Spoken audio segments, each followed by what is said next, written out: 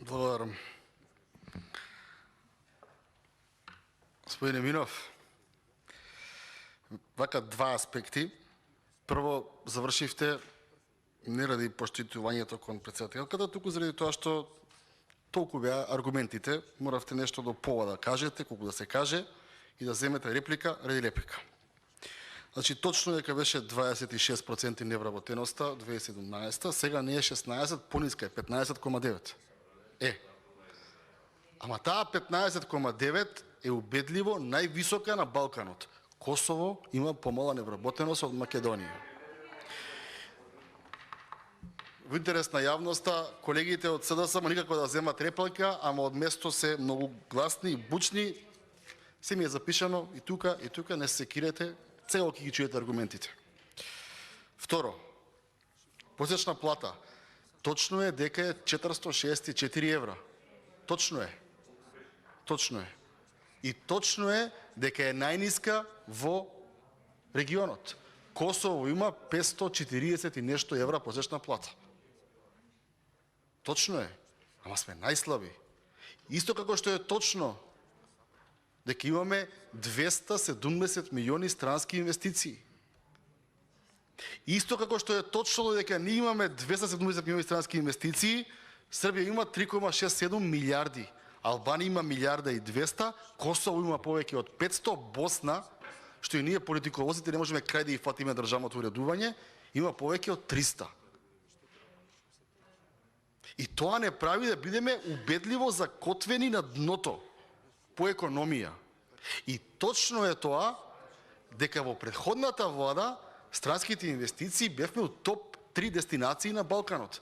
А сега сме последна дестинација, тоест никој не ќе да дојде. А не ќе да дојде затоа што тој,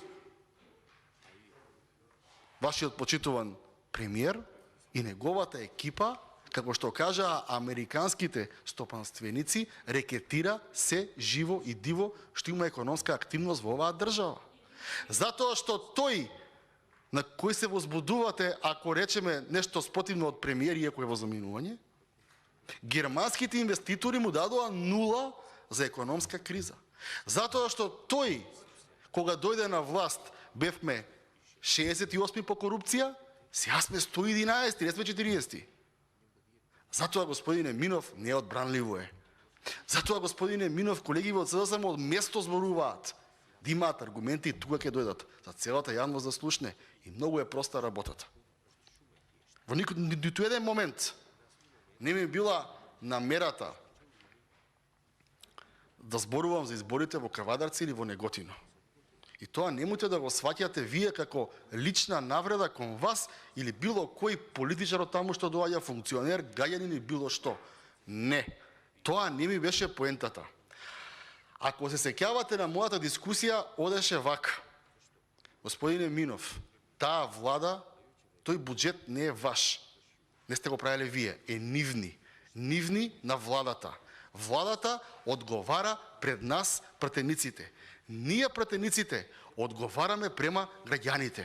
Бидејќи перцепцијата на граѓаните и дали имат подобар живот или не во пракса, зависи од владата, луѓето за кои што вие пиете кафе, се дружите, седите, се расправате, не се расправате, битисувате практично, во Кавадарци, Неготино, Тиквешијата, и на председателски избори, и на парламентарни избори, и на локални избори, кажаа дека не сакаат ни еден основ СДСМ да им ја води државата. И тоа не го кажав јас да ве навредам, туку само да кажам дека друштвово, кое што сметате дека е добро, прогресивно, напредно, блеска, ниту е добро, ниту е прогресивно, уште помалку блеска.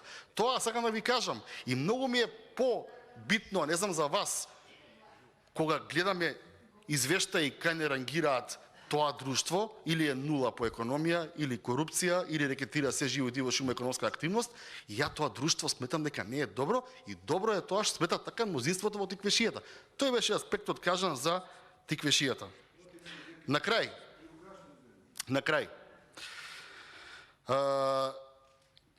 граѓаните за кои што се трудиме да ги намалиме ценовниот шок, значи излеговте, не ми кажате за вие 20% што ги бара Бислимовски регулатор на денеска.